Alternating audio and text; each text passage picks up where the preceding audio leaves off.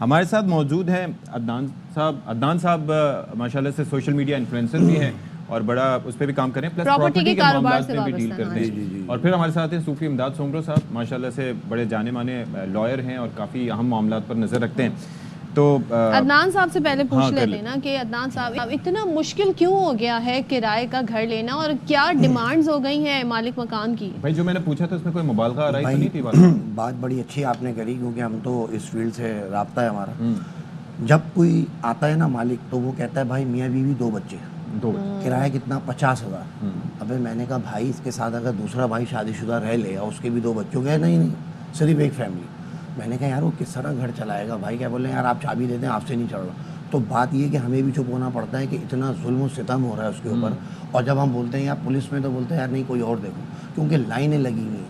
इतने लोग हैं किराए पे लेने वाले कि आपकी सोच और उसकी आंखें आए। मालिक यूं चढ़ते हैं, मालिक के नखरे क्यों है? एक बैल बजी टिड़िंग, हाँ मैं देख रहा हूँ, दूसरा टिड़िंग यार समझ नहीं आए, फटफटी बहन को हटाओ, गाड़ी ये ये भी देखते हैं कि गाड़ी है कि नहीं है। स्कूटर पे 2 बच्चे बैठे हैं, एक पीछे पकड़ के बैठी है, ये तो बहुत गरीब लग रहे हैं, इनको हटाओ। दे भी दोगे, दुकान चलती है ना, अब्बा जिंदा है। अबे भाई मौत जिंदगी अल्लाह के हाथ में, क्या पता इसके दिन फिर जाए।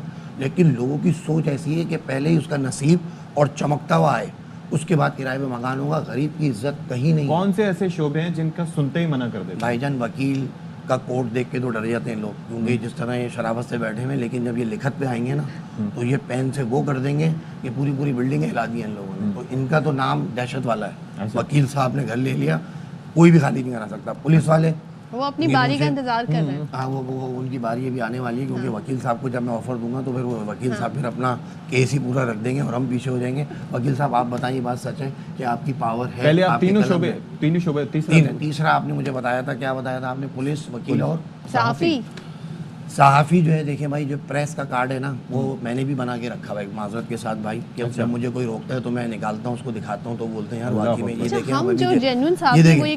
ये देखें, तो इसका इतना भरम है कि मैं जहाँ भी दिखाता हूँ ना, बोलते हैं सर आप अभी आप दिखा रहे हैं ना, तो पता चले पकड़े ना जाए। नहीं सर आप यहाँ से निकले तो मेरा है ताल्लुक है। ताल्लुक है तो मैं वो दिखाता हूँ, मैं बोलता हूँ भाई ये देखो। फिर से तो प्रेस है भाई, प्रेस में घर किसी को बोलो भाई ये दे दो, तो बोलते हैं नहीं यार हटा दो। कौन? सीधा कोई नॉर्मली जॉब करने वाला, बैंक डॉक्टर, तनख्वाह कड़क चाहिए, वक्त पे चाहिए। तुम्हारी अम्मी का इंतकाल हो गया, हम नहीं जानते, हमें किराया चाहिए, अल्लाह माफ करे। अच्छा, इतना सख्त हो गया है। एक चीज और बताएं, हर साल 10% किराया भी बढ़ाना है। ऑलरेडी किराए बहुत ज्यादा है कराची में, बाकी शहरों से 11 महीने में 11 महीने में रिन्यू करना है उन्होंने। दूसरे हर 2 साल बाद कहेंगे जी घर खाली कर दो। वो इसलिए कहते हैं, उनको दहशत ये होती है कि यार कब्जा ना हो जाए। अगर ये 10 साल रह लिया यहाँ पर, तो ये ना हो कि ये दावा कर दे कोर्ट में कि मैं तो यहाँ रह रहा हूँ। तो ये बात फैक्ट है। अब वकील साहब जवाब देंगे कि इस बात का है कुछ। आप जरा ये बताएं कि पहले क्या ये जो डर है, खौफ है, जाहिर है कि परसेंटेज एक होगी, लेकिन वाकईतन इतना बदनाम कर दिया गया, इसमें कोई सदाकत है?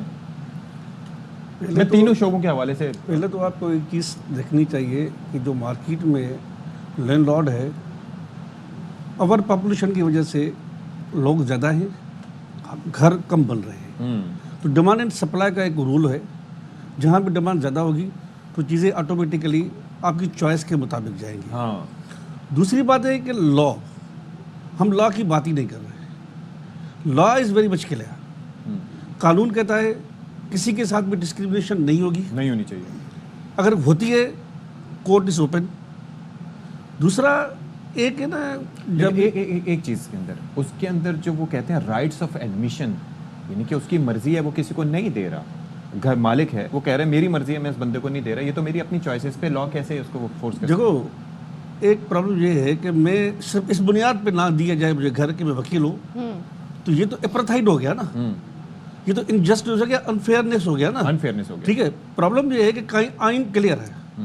दूसरी प्रॉब्लम ये है कि जब ये नो योर कस्टमर की पॉलिसी आई ना, जब ये जो ग्लोबल फाइनेंशियल टेररिज्म की पॉलिसी आई, तो इन्होंने कुछ कैटेगरी बना ली कि हाई रिस्क में लोगों को डाल दिया, जिसमें ज्वेलरी, जिसमें सहाफ़ी आ गया, जिसमें जो वकील आ गया, जिसमें पुलिस वाला आ गया, अच्छा। जिसमें रियल एस्टेट आ गया।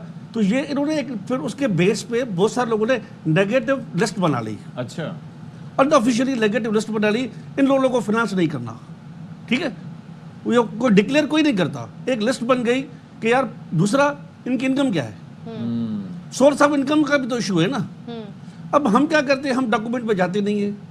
और तीसरी बात ये है कि हम रियल एस्टेट को ब्रोकर। मुझे एक और चीज़ बताइए, ये जो सालाना 11 महीने की बुनियाद पे 11 महीने के बाद वो कहते हैं 10%, क्या ये रूल 10% का है या 5% का होता था, या ये फिर क्या होता है, रूल है क्या? पहली बात तो ये है कि ये 10% मैक्सिमम है, सीलिंग लिमिट है। अच्छा, सीलिंग लिमिट है, सिर्फ 10% नहीं है। 10% में बहुत सारी और भी चीजें हैं जिसको हम डिस्कस नहीं कर रहे हैं। वो क्या? भाई रिपेयर, रिपेयर जिम्मेदारी उसकी है, किसकी? लैंडलॉर्ड की। अगर वियर एंड टियर है, कोई बटन टूट गया है तो चलो ठीक है। एक सेकंड मैं आपको यहाँ रोकूंगी, आपने बड़ा अच्छा पॉइंट उठाया। अदनान साहब, मैं ये जानना चाहती हूँ, एक बड़ा अमाउंट लिया जाता है एडवांस के नाम पे, 6 महीने का। जब वो वापस करने की बारी आती है तो फिर वो देखते हैं जी कहाँ पे खिड़की जो है उसकी चौखट टूटी हुई है, कहाँ पर पेंट उखड़ा हुआ है। ये तो मालिक मकान की जिम्मेदारी है। इनसे ही मैं सवाल करूंगा भाई। बात ये है कि 1 साल बाद 2 साल बाद वो जाता है छोड़ के, 50,000 रुपये किराया है, अब वो यूज़ कर रहा है, उसका कलर बच्चों ने पेंसिल मार दी, कोई नल टूट गया, कोई वॉशरूम का हैंडल टूट गया। अब जब वो बैठता है लेते टाइम पे तो दोनों लखनऊ के बने हुए होते हैं। तो ये किसकी बनती है जिम्मेदारी? और जब ये छोड़ते हैं तो उसके बाद ऑनर जो है ना आंखें यहाँ रख लेता है, ऐसे बोलता है भाई ये कलर 50,000 का होगा, ये आपने तोड़ा है 2,500 रुपये का, आपने वॉशरूम का नल खराब। वो कहता है भाई मैं 2 साल रहूँ, यूज़ किया है मैंने, तो मैंने पैसा दिया है, अब मैं जा रहा हूँ तो तुम मुझसे बिल्कुल 0 मीटर चाह रहे हो, टाइल टूट गया। तो ये वकील साहब बताएंगे कि 2 साल बाद जब पैसा वो ले रहा है, 4 लाख रुपए ले चुका है, तो उसमें उसकी जिम्मेदारी नहीं है कि वो खुद कराए। कानून क्या कहता है? कानून बिल्कुल क्लियर है। आप सेंट प्रिविलेजेस रेंट ऑर्डिनेंस 1979 पढ़ेंगे, section 12। Okay, very much clear है कि मेंटेनेंस और रिपेयर है। रिपेयरिंग में आप क्लियर जब एग्रीमेंट बनाते हैं तो लिखते हैं कि भाई आपको क्या रिपेयर करवा के देना है, जिसमें वाइट वॉश में होता है, ठीक है। अब प्लम्बिंग हो गई, इंटीरियर वायरिंग हो गई, ये लैंडलॉर्ड की जिम्मेदारी है। लैंडलॉर्ड जो पैसे बढ़ाता है ना हर साल, वो सिर्फ और सिर्फ उसकी एक प्रोविजन ये भी होती है कि वो चीज़ों को ठीक करके देगा। जहाँ इंसान रहेंगे, जहाँ वियर एंड टियर होगा। एक तो आपने ये इसकी बात की ना, ये कानूनी लिहाज से, लेकिन जो वो होता है, क्या कहते हैं, जो कॉन्ट्रैक्ट होता है, उसके ऊपर मालिक मकान लिखवाते हैं कि जी उसके अंदर कि रिपेयर जो होगा वो ये करेगा, ये सारी चीज़ें, तो वो इनमें से काबिल अमल कौन सा होगा? सर माजरत के साथ, जब हम बैंक में अकाउंट खोलते हैं ना, तो हम सिर्फ साइन करते हैं, पढ़ते नहीं है। और हम जब रेंट एग्रीमेंट करते हैं ना, तो हम फोटोशॉप पे जाते हैं, 200 रुपए का रेंट एग्रीमेंट लेते हैं, वो साइन करते हैं, कॉन्ट्रेक्चुअल ऑब्लिगेशंस पढ़ते ही नहीं पढ़ते। दुनिया में ये उसूल है कि आप कॉन्ट्रेक्चुअल ऑब्लिगेशंस पढ़ते हैं, आप लॉ को स्टडी करते हैं कि मेरे राइट्स कौन से हैं। लेकिन हमने उसे फॉर्मेलिटी समझ लिया है ना, क्योंकि अमाउंट ही इतना ज्यादा लिखा। जब मैं फॉर्मेलिटी समझूंगा तो फिर लायबिलिटी भी नहीं सर, लेकिन जब घर नहीं मिल रहा होगा अदनान भाई, इतनी मुश्किल से घर मिलेगा और वहां पर जाके आप नखरे करोगे कि जाओ दूसरा तैयार बैठा है, कैसे? एक घर के ऊपर 4-4 फैमिलीज ऐसे मंडला रही होती है। मैं आपको क्या बताऊं कि जो पहले 5,000 रुपये टोकन देगा वो घर उसका हो गया। भाई दिखाना मत, ये 5,000 रुपये ले लो। दूसरों को मना कर दिया, भाई हम में क्या ऐप था, आपके बच्चे ज़्यादा हैं यार, आपके हस्बैंड की पावर सही, वो पैसे नहीं है, आपकी स्कूटर देख के मना कर दी। अबे ये कोई बातें हैं? वो भाई वो दे देगा, आपकी ज़िम्मे, आपको पैसा चाहिए। लेकिन लोग इंटरव्यू ऐसा ले रहे होते हैं, आप कहाँ पैदा हुए, आपके अब्बू क्या करते हैं, आपके कितने बच्चे हैं, आपकी बहन पंजाब में है, कब आएगी, कितने दिन के लिए आएगी, हम 5,000 ऊपर लेंगे, कितने बच्चे हैं, बच्चे ज़्यादा तो नहीं, आप एसी कितने लगाएंगे, दीवार में कितनी कीलें लगेंगी। अबे भाई तुम उसको किराए में दे रहे हो, मोटर जल जाती है, क्या मोटर जल गई पानी की, सॉरी आपसे, वो भी किराएदार से वो भी किराए में होता नहीं। प्रॉब्लम ये है कि जो सर कह रहे हैं ना, ये मोबाइल गा रहा है।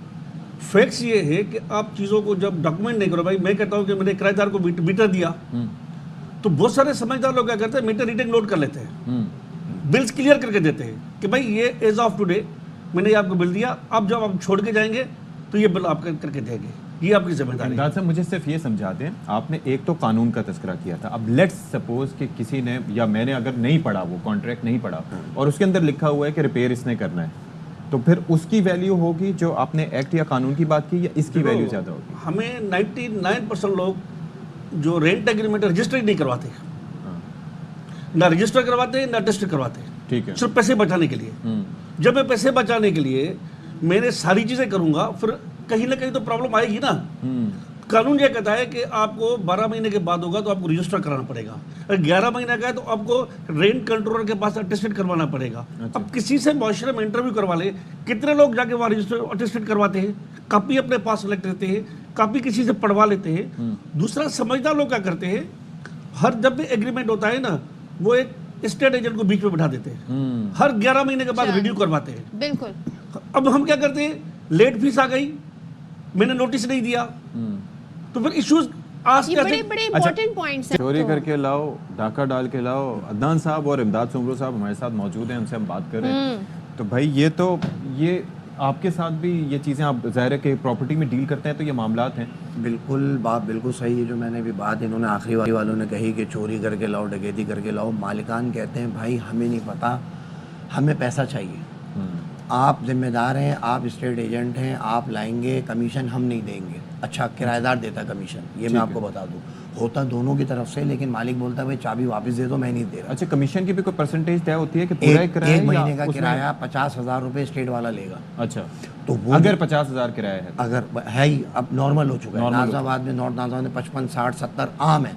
3 बेड डीडी, 2 बेड डीडी का 35,000, 2 बेड किराए इतने ज्यादा क्यों बढ़ रहे हैं? क्योंकि लोगों के बच्चे इसी पे पल रहे हैं। अब जो है मालिकान जो है ना, पहले मजबूरी में घर देते थे, यार चलो ये बेवा है या ये यतीम हो गए, इनको दे दिया। अब बिजनेस है, एज अ बिजनेस इन्वेस्ट करते हैं और बोलते हैं कितना किराए पे जाएगा, ये कितने का पोर्शन है, बोलता है 1 करोड़, कहता है कितना किराया मिलेगा, वो लेके किराए पे डालता है और फिर इतना स्ट्रिक्ट करता है वो स्टेट वाले को कि जैसा दे रहा हूँ वैसी चाहिए मुझे, क्योंकि मुझे बेचना है, एज अ इन्वेस्टर हूँ मैं। तो वो सारे उनको बोलता है भाई मियाँ बीवी 2 बच्चे, आप इनको हाथ में लगा 50,000 रुपये किराया।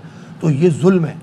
और ये 1.5-2 साल बाद आप ज़ाहिर है कि प्रॉपर्टी डीलर्स का कारोबार भी इसी से चलता है, लेकिन क्या मालिक मकान का ये होता है कि 2 साल से ज़्यादा किसी को नहीं रखना? हाँ। अरे यार कहीं कब्जा ना कर ले। कब्जे के केसेस होते हैं। हाँ, अब मैं वकील साहब से एक सवाल रखता हूँ। वकील साहब आप मुझे आप पहले बताएं ना, आपने आपका एक्सपीरियंस क्या है? 20-25 साल बहुत ज़्यादा हो जाता है। 5 साल में मेरे पास जो मालिकान आते हैं कहते हैं यार इनको ज़्यादा नहीं रखो, ऐसा नहीं हो कि कब्जा कर लें। ये बात फैक्ट। 2 साल के अंदर 2 साल 3 साल में फ़ौरन निकालो। क्यों? अगर ये रह गया और इसने अगर ज़्यादा मामला तो कोर्ट चला गया कि मैं तो यहाँ पे इतने साल से रह रहा हूँ, आप पूछें तो वो डर के मारे जो मालिकान होते हैं वो बोलते हैं यार इसको फारिग करो, दूसरा लाओ यार, क्योंकि अब मैं इसको ज़्यादा नहीं रखना चाहता। अब मैं वकील साहब से पूछूंगा भाई अगर 20 साल कोई रह जाएगा तो मालिक बन जाता है, ये बात सच है क्या कि ये खौफ व हरास लोगों में है? मालिकान का दिमाग साफ हमें ज़रा हकाइक बताएं ना, क्या वाकई केसेस ऐसे आते हैं? बिल्कुल ऐसा नहीं है। अच्छा, फियर है, एक परसेप्शन है कि मैं लॉन्ग टाइम पर रहूँगा तो ये मालिकाने हुकूक हो जाएंगे। ये प्राइवेट जो एग्रीमेंट्स, जो प्राइवेट प्रॉपर्टी है, इस पर कोई ऐसा लॉ नहीं है। अच्छा, प्रॉब्लम ये है कि मैं एग्रीमेंट्स को कंटिन्यू नहीं करता। दूसरा है कि एक अवेयरनेस होती है ना, लीगल अवेयरनेस। मिसाल के तौर पर सेक्शन 15 क्लियर कट करता है कि आपको लैंडलॉर्ड किस कंडीशन में निकाल सकता है। वो कंडीशंस डिफाइंड है, अननेसेसरली वो आपको नहीं निकाल सकता। अच्छा, as long as you are good tenant वो आपको नहीं निकाल सकता। You are being protected by the law. अगर सपोज कर वो कहता है कि भाई ये मुझे, मेरे बच्चों की शादी है इसलिए मुझे घर चाहिए, या मेरी अब मैं रिटायरमेंट के करीब आ गया हूँ, मुझे अपने घर के लिए चाहिए, इसे कंडीशंस लिखी हुई है, इसके अलावा वो नहीं कर सकता। बट क्या है कि सोशल एक जो ना हमारा नॉर्म्स रेगुलेशन तो है ही नहीं ना। नहीं, इसके अंदर एक और चीज़ भी होती है कि फ़र्ज़ करें कि वो घर आपसे खाली भी करवा रहे हैं, आपको नोटिस दिया हुआ, उस अरसे के दौरान जब उनकी मर्जी होगी वो आके घर का विजिट करवाते रहेंगे। बेसिकली वो परमिशन के साथ होता है, ऐसा हो ही नहीं सकता। लिखा होता है कि विद 20-48 आवर्स परमिशन, फिर वो इंस्पेक्ट करेगा। ठीक है, पहले नहीं कर सकता। वो कहता है नहीं, मैं तुम्हें परमिशन नहीं देता, वो नहीं आ सकता। ट्रेसपास का भी कानून रहता है ना, कि मैं किसी के घर में कैसे जा सकता हूँ। बिल्कुल ट्रेसपास का कानून मौजूद है, उस पर सेक्शंस भी मौजूद है। प्रॉब्लम ये है क्योंकि कॉन्ट्रैक्ट में तो सारी चीजें लगता है मालिक मकान की मर्जी की लिखी होती हैं। मैं बताऊं इसी वजह से वकीलों को घर नहीं दिया जाता, क्योंकि जो ये बात कर रहे हैं ना अभी, ये जो देखो ये जो पावर अपनी दिखा रहे हैं कि ये अलाउ नहीं, आप कैसे बेल बजाई, कानून की पावर है। हाँ, हु आर यू, तुम कौन हो? वो घर आ जाए वकील है, आप समझ।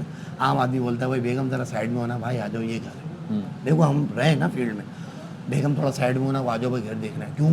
क्योंकि वो एडवांस जो है ना मालिक उससे लेके उसको देता है। देखो मेन पॉइंट आ गया, उसने 2 लाख रुपए लिए, कलर वलर कराया, किचन बनाया उन्हीं के पैसों से, जो किराएदार रह रहे हैं। अब वो जा रहे हैं, अब जो अगला आएगा ना, ये क्या बोलते हैं मालिक उसको, भाईजान माजर के साथ आप 1 महीने पहले बताइए, क्योंकि आपको जो मैं पैसे दूंगा ना वो इनसे लेके दूंगा। तो वो बेचारा दरवाजे खोल देता है, बोलता है भाई आजा, मेरे 2 लाख मजबूरी का नाम शुक्रिया, मेरे 2 लाख फंसे हुए, क्योंकि ये लगा चुका है। और दीन ये कहता है कि वो अमानत होती है, उसकी इजाज़त से खर्च करें। ये इमाम कहते हैं मस्जिदों के कि जो पैसा तुम्हें दिया गया वही नोट, कोई और से नहीं, वही नोट उसको वापस करो और खर्च करो, उससे इजाजत। लेकिन वो जो बारीक काम है वो भी तो करने होते हैं ना मालिक मकान। वो तो नहीं, वो किराएदार फंसता है ना, किराएदार कमीशन भी दे। जब मैं ये कहूँ कि मैं पढ़ता ही नहीं हूँ, चीज़ों को समझूंगा भी नहीं, वो सिर्फ मैं किराए करूंगा, इसका सोल्यूशन नहीं है ना। इसी वजह से हमने आज का ये सेगमेंट रखा कि एक जब एग्रीमेंट बनता है तो उसमें लिखा होता है कि लैंडलॉर्ड के राइट्स क्या है, रिस्पॉन्सिबिलिटीज क्या है, टेनेंट्स की ऑब्लिगेशंस क्या है। टेनेंट्स की ऑब्लिगेशंस क्लियर कट है। इवन जब वो इसको इविक्शन का नोटिस देगा ना, कि वो भी रीजन लिखेगा कि मैं किस रीजन के तहत आपको इविक्शन कर रहा हूँ। इवन एक तो है, एक मैंने पहले कहा ना, हम डॉक्यूमेंट पे बिलीव नहीं करते। जब डॉक्यूमेंट पे बिलीव नहीं करते, एक्चुअली उस वक्त आपकी नीड होती है ना, तो आप सब कुछ प्रेशर बर्दाश्त भी कर लेते हैं और सारे कॉम्प्रोमाइजेस भी कर लेते हैं। 4 फैमिलीज मंडला रही हैं, तो आप कहते हैं जब कि लूप होल्स की बात करेंगे ना, ठीक है, जब लूप होल्स होती है तो फिर क्या होता है, वहां से एक वायलेशन शुरू हो जाती है ना, फिर डोमिनेंस शुरू हो जाती है, एक्सप्लॉइट करते हैं। मैं फिर डिक्टेट करता हूँ। मैं इक्वलिटी फिर तो नहीं हुई ना। सही बात है। लैंडलॉर्ड फिर क्या करता है, डिक्टेट करता है कि भाई मैं इसको दूंगा, इसको नहीं दूंगा, प्रेफरेंस हो गई ना। चलिए, आपने बड़े अच्छे से हमें सारी सूरत हाल बता दी। ये टॉपिक ऐसा है, इसके ऊपर पूरा दिन बात करें फिर भी तशनगी रहेगी। Thank you so much Adnan साहब, थैंक यू सो मच। भाई अपने